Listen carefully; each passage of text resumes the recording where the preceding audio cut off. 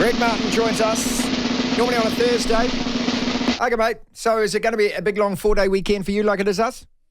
Well, for most of Australia, I get the vibe that this is the Anzac Easter weekend. No one is going to work on Friday apart from, well, we are, important radio people because I don't know why I'm going to work Friday, but I am. So, day off, though. Today feels like a Friday. So I'm happy as I finish work for the day from talking to you, but I don't regard this as work. Anzac Day posed a question this morning. It's just a question, mate. So all of that money that the NRL clubs raise off their Anzac Day jerseys, that goes back to the Anzac charities, the RSAs and things, doesn't it? You being silly? Well, I mean, you can't find an answer. No one's actually prepared to actually honestly answer that question. I mean, when you think about it, Greg, it doesn't feel right that they're making money out of it, does it?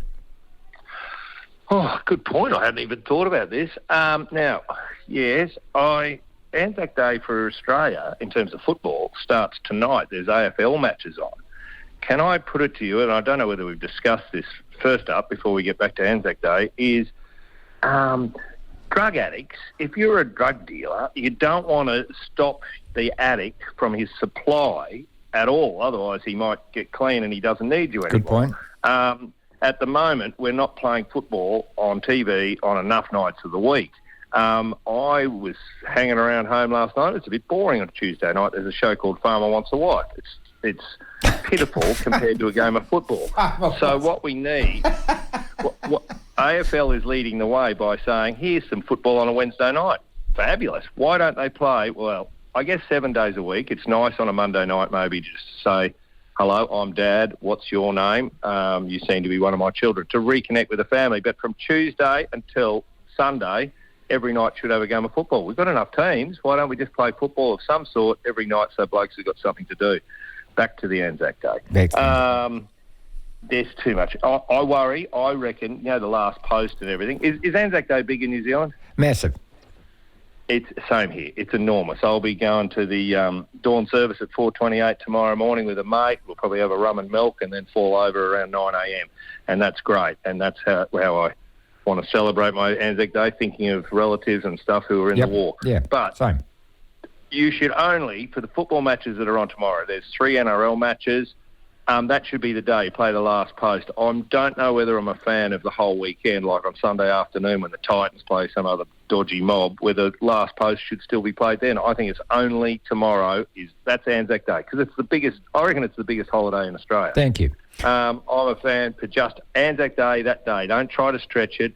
And I'll hear the last post, I reckon, up to 15 times over the weekend. I'll watch enough football. So, I don't know, mate.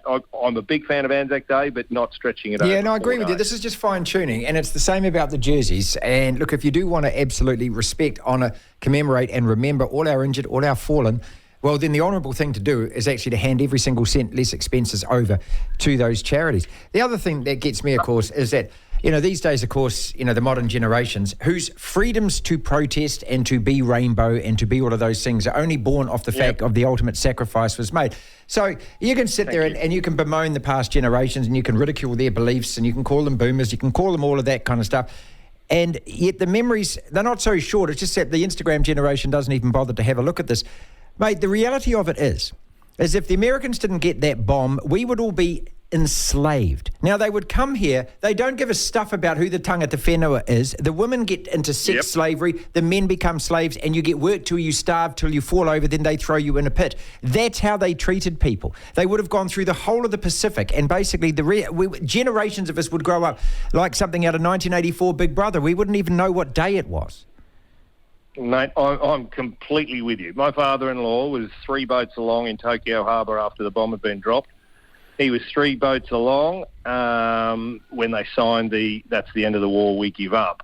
He then went on to play for the Wallabies and had a life and gave a life. Australia had a life, and those men who fought on Kokoda and stopped them from entering Australia. Mate, you can't tell young people because everything's too easy. You can't say, listen, this is what it was like. I don't even know what it was like. I don't know what it was like. No, we haven't. No, thank crikey. Yeah. But we need to look backwards and be grateful. And that's what tomorrow's supposed to be about. Probably not about football games and raising money and all going and cheering. But There's no answer, mate, but I'm with you. The money should go back to return service and league and legacy and all those sort of things.